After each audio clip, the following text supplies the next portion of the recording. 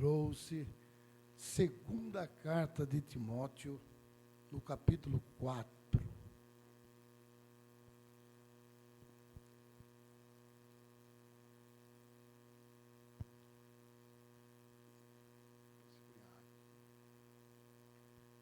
Capítulo 4, nós vamos ler o verso 16, 17, o verso 18. Quem encontrou, diga amém. Você que não tem a sua Bíblia, pode acompanhar aí no monitor aí. Na minha primeira defesa, ninguém foi ao meu favor. Antes, todos me abandonaram. Que isto não lhes seja posto em conta. Mas o Senhor me assistiu e me revestiu de forças, para que, por meu intermédio, a pregação fosse plenamente cumprida, e todos os gentios a ouvissem. E fui liberto da boca do leão. O Senhor me livrará também de toda obra maligna, e me levará salvo para o seu reino celestial. A Ele glória pelos séculos dos séculos. Amém. Que o Espírito Santo de Deus possa continuar falando conosco, por intermédio da sua palavra. Podeis assentar. Esta carta é a última carta que o apóstolo Paulo escreve. E ele já entendeu que o seu tempo de partida já havia chegado. E o apóstolo Paulo,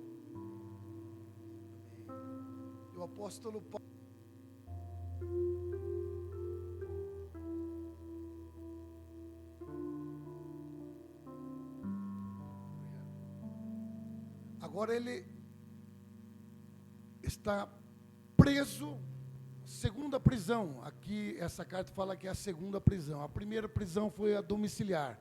A segunda prisão, já em Roma, em uma masmorra, isto é, numa igreja, numa prisão, assim fosse numa igreja, numa prisão subterrânea. Está velho, seu corpo cheio de cicatrizes e doente, sabendo que ele é levado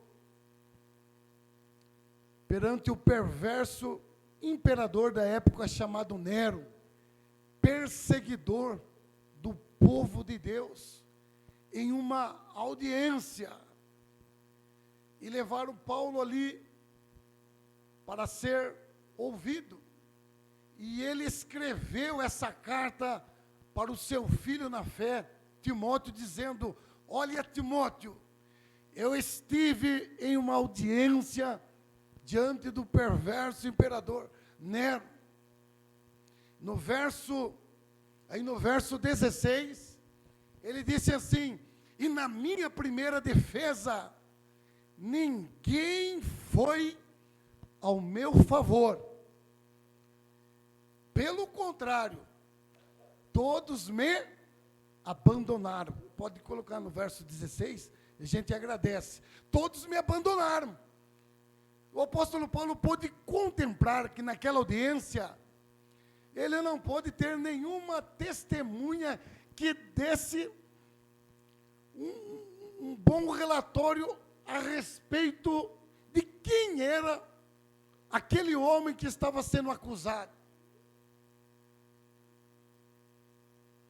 Nero, esse imperador de Roma, ele colocou fogo em Roma e colocou a culpa nos cristãos. E o apóstolo Paulo também era acusado, dentre tantas acusações, de ser um incendiário. E estar junto com Paulo era também ser acusado de ser incendiário. Então muitos queriam estar, mas por força maior não puderam estar. Mas quem foi Paulo? Paulo foi um grande ganhador de almas. Quem foi o apóstolo Paulo? Um grande implantador de igrejas. Desde que ele se converteu, a Bíblia nos ensina, ele exerceu um ministério durante 30 anos. Ele começou bem e terminou bem. Um homem que se doou em favor de almas, de vidas. Ganhou muitas almas para Cristo. E agora esse homem, um grande ganhador de almas, está em uma audiência e não tem ninguém para dar testemunho ao seu favor. E ele continua dizendo, todos me abandonaram. Ele sentiu-se abandonado. Só que ele termina dizendo uma coisa maravilhosa, dizendo que isso não seja colocado em conta. Nessa versão está dizendo que isso não lhe seja imputado, que isso não seja colocado em conta. Que testemunha que ele dá. O apóstolo Paulo verdadeiramente era um cristão autêntico. Ele não tinha um coração rancoroso.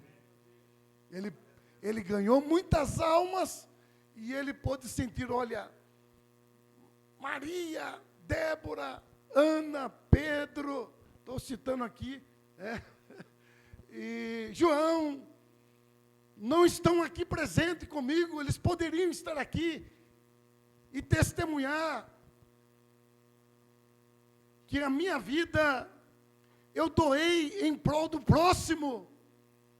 Agora não tenho ninguém aqui que venha dar um testemunho ao meu favor. Eu me sinto abandonado. Mas que isto não seja colocado em conta. Como é importante, irmãos, não ter coração rancoroso. Ali na cruz do Calvário, quando Jesus estava para dar o seu último suspiro, ele disse, Pai, perdoa-os, porque eles não sabem o quê? Mas se ele, entre aspas, dizendo aqui, vou abrir aqui um parênteses, se ele dissesse ao contrário, Pai, não perdoa-os, porque eles sabem o que fazem.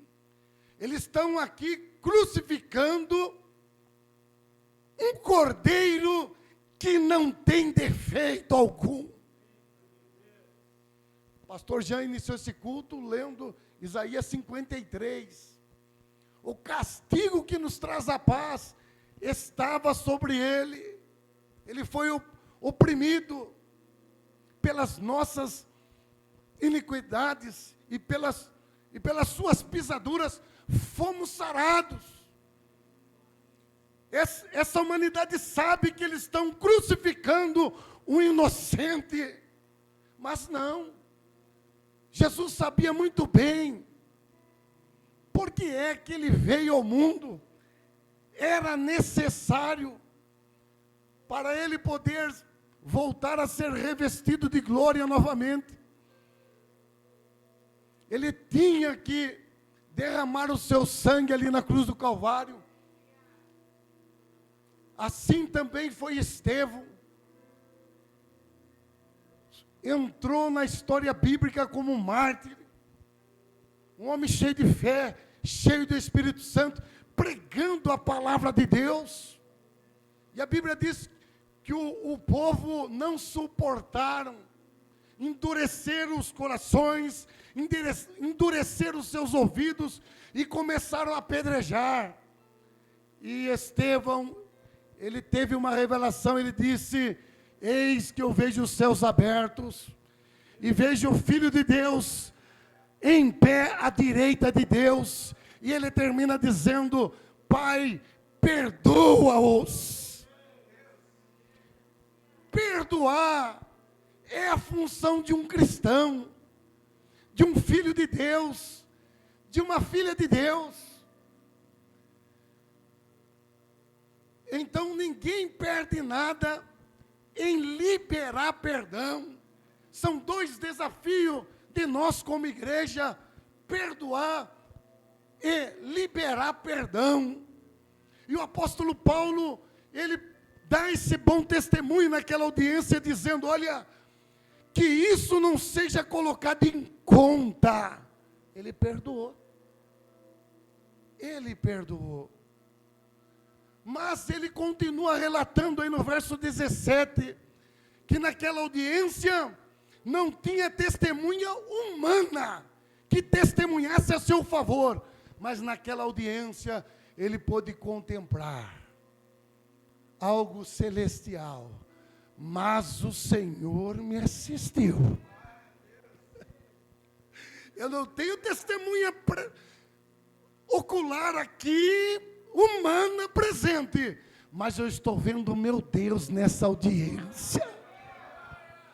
Ele está me assistindo.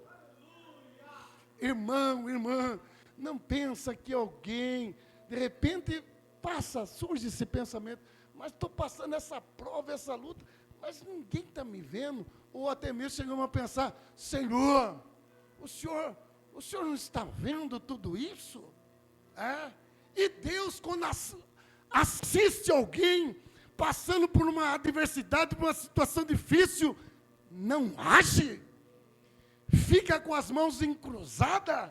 É isso que o profeta Isaías fala? Não, o profeta Isaías, ele profetiza dizendo: eis que as mãos do Senhor não estão encruzadas para que não possa salvar, e nem os seus ouvidos estão tapados para que não possa ouvir. O apóstolo Paulo, ele pôde contemplar e dizer: olha, Timóteo, mas eu pude contemplar, o Senhor me assistiu.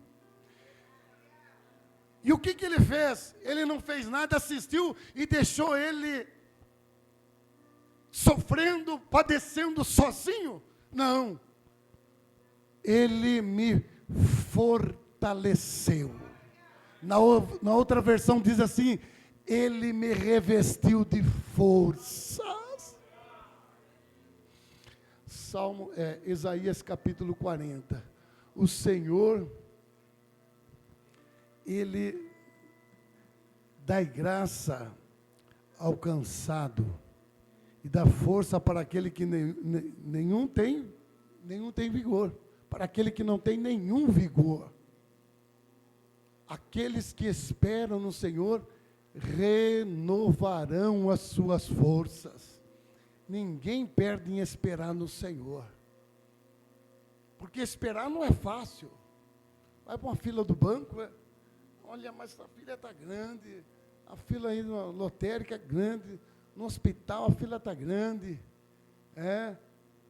não é fácil esperar, mas uma coisa é certa: esperar no Senhor, porque o tempo é de Deus, não é nosso.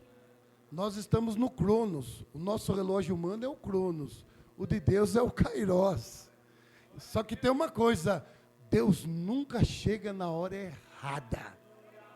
Deus sempre chega na hora certa, para que todos possam contemplar verdadeiramente. Isso é milagre, para que a glória seja somente dele.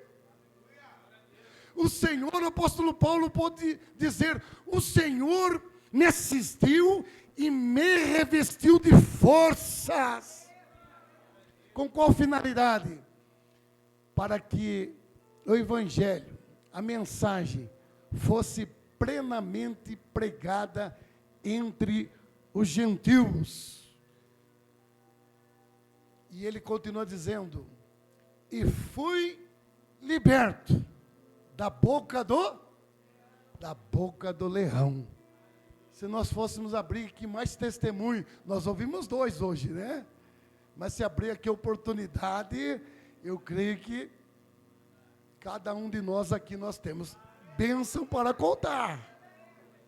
Milagre não se explica, milagre se vive. O Senhor fechou a boca do leão. Daniel rei Dário gostava tanto daquele homem. Eles foram criar uma lei para que Daniel fosse penalizado. Mas Deus não livra o cristão, o servo, a serva dele, da cova. Ele livra é na cova. É na cova que a glória de Deus vai se manifestar. E chega lá de manhã, lançaram Daniel, de manhã vai lá o rei Dário. O rei Dário, ele chega ali diante da cova e diz: Daniel, por acaso o Deus a quem você serve tenha livrado você da boca do leão? E ele disse lá: vive o rei, meu senhor, o meu Deus enviou o seu anjo e fechou a boca do leão. O anjo do Senhor acampa ao redor daqueles que o temem e os livra. Fique firme. Deus vai continuar livrando você da boca desses leões. Enquanto a promessa de Deus não se cumprir na sua vida, Deus vai continuar com essa promessa de livramentos. E fui liberto da boca dos leões. E ele continua dizendo lá no verso 18. Olha que testemunho maravilhoso. O Senhor me livrará de toda obra maligna. Que bênção, irmãos. Nós estamos aqui. Quantos livramentos? Quantas proteções? Muitos por menos já não existem mais. Por menos. Mas será que nós somos melhor do que eles? Não, em nada nós somos melhor. Mas uma coisa é certa: não foste vós que escolheste a mim, mas fui eu que escolhi a vós, e vos nomeeis para que vades e deis frutos. O Senhor me livrará de toda obra maligna. Muitas das vezes nós ouvimos por aí pessoas espíritas: ah, mas eu conheço aquela pessoa, aquele homem, aquela mulher, mexe com os pauzinhos, e olhou meio diferente para mim, estão fazendo alguma coisa mandada aqui para mim. Irmãos, fica firme, é promessa de Deus. Olha lá Neemias capítulo 13, do versículo 2 e 3 em diante. Os moabitas, os amonitas, contrataram também um profeta chamado Balaão. Rei Balaque contratou Balaão para amaldiçoar. E o Senhor disse: olha, todas as maldições que enviaram sobre o meu povo de Israel, eu a transformei em bênçãos. Então fica firme, o Senhor me livrará de toda obra maligna. Capítulo 23 do livro de Números. Para Israel não há encantamento, e nem para Judá há o quê? Feitiçaria. E ninguém pode amaldiçoar o que Deus abençoou. Deus se agradou tanto de Abraão, que ele entrou na história não somente como um pai da fé, mas como um amigo de Deus, ao ponto de o Senhor dizer para Abraão: Abraão, eu abençoarei aqueles que te abençoares, mas eu amaldiçoarei aqueles que te amaldiçoarem. Olha que proteção que repousa sobre nós. Então fica firme, o crente, o servo de Deus, a serva de Deus, que serve ao Senhor em espírito e em verdade. Todo mal que lançarem contra você, o seu lar, a sua casa, a sua família, Deus tem compromisso com a sua palavra. Ele disse que o Senhor me livrará de toda obra maligna. Maior é aquele que está em nós. E ele continua dizendo e me levará para o seu reino celestial. Vejamos bem, um homem que está idoso, doente, seu corpo cheio de cicatrizes, lá vai o carcereiro, descendo lá a cadeia subterrânea, com o nome na mão, prisioneiro Paulo, e ele se apresenta. Paulo se apresenta, chegou aqui a ordem, segundo a tradição, para decapitar. Chegou a ordem, chegou o seu dia, vai ser decapitado. Ele está preso porque ele cometeu alguma transgressão? Não, ele está preso por ser uma testemunha viva de Jesus. E deram a oportunidade. Isso aqui estamos conjecturando, né? Você tem algo a dizer, a falar? Ele disse, eu tenho. O Senhor me levará salvo para o seu reino celestial. O apóstolo Paulo sabia muito bem que a nossa vida aqui na terra, ela não para dentro da sepultura. Existe vida após a morte. Mesmo porque ele já tivera aquela revelação, ele foi levado até o terceiro céu e viu coisas inefáveis, que não é lícito homem algum falar. Ele viu, por isso que ele dizia em Filipenses, no capítulo 1, para mim, estar com Cristo é incomparavelmente melhor. Ele falou, para mim, o morrer é Cristo, e o viver é um homem bem resolvido. E para o cristão, o único povo que já é mais do que vencedor, ou pela vida, ou pela morte, somos nós. Nós já somos mais do que vencedor, ou pela vida, ou pela morte. E a pergunta é essa: aonde passaremos a eternidade? Muitos jovens entram na faculdade, estudam 6 anos na faculdade. O máximo que eles vão exercer de profissão secular, na sua profissão, são 30 anos, 40 anos depois já estão se aposentando. Mas esta escola aqui que nós estamos, a escola de Deus, é para a vida eterna. Essa aqui é para a vida eterna. Nós temos que se preparar. Os dias estão se aproximando. E muitos, infelizmente, lá fora, estão ainda desapercebidos. E nós louvamos a Deus, que nesta noite nós estamos nesta casa de oração, que ainda tem um povo que sabe reservar tempo para Deus.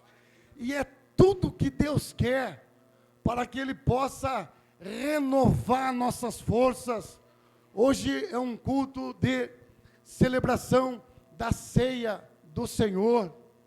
Nós estamos renovando, estaremos dentro de alguns instantes, renovando a nossa aliança com Deus. É tudo que nós precisamos, e é tudo que Deus espera de mim e de você, para que Ele possa continuar nos preservando dos dias maus, nos sustentando, trazendo longevidade de dias.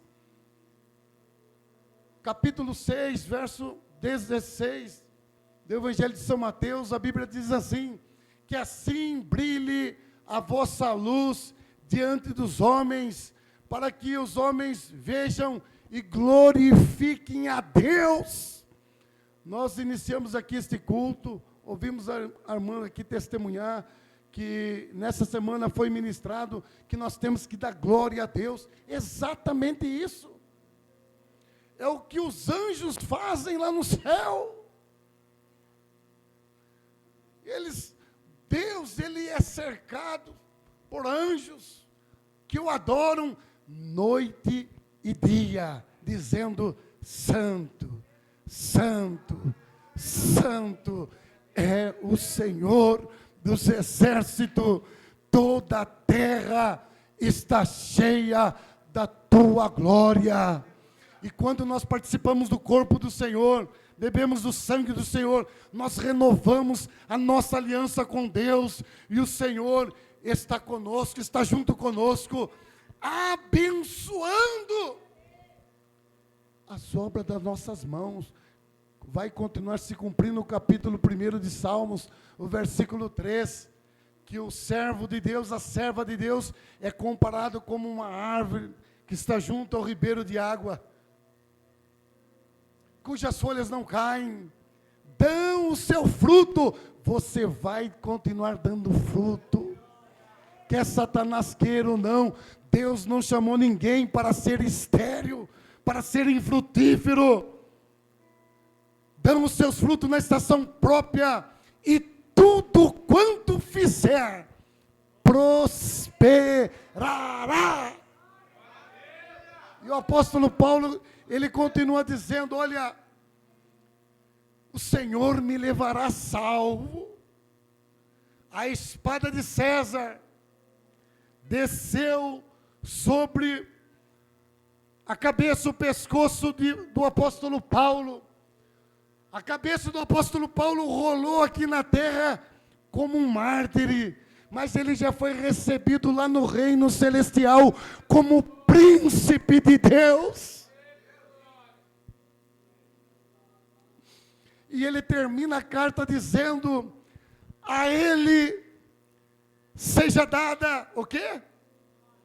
Toda honra e toda glória. A Deus seja dada toda honra e toda glória. É o que o Espírito Santo de Deus me incomoda para dizer esta palavra para nós nessa noite. Meu servo, minha serva, fica na minha presença. Em tudo dai graça, porque todas as coisas cooperam para o bem daqueles que amam a Deus e que são chamados segundo os seus propósitos, mesmo que você não esteja entendendo o porquê de tudo isso que você está atravessando, mas quando chegar lá no final, você vai entender. A uva, para poder se tornar o vinho, ela foi pisada. O trigo, para se tornar pães, ele foi amassado. É um processo. Mas esse processo está produzindo dentro de nós amadurecimento, idoneidade. Foi para isso que Jesus abraçou uma cruz cheia de espinho. Por que ele abraçou uma cruz cheia de espinho?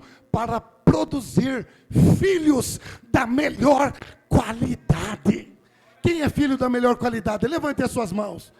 Você pode dizer sim, mesmo na sua pequenez, na sua limitação.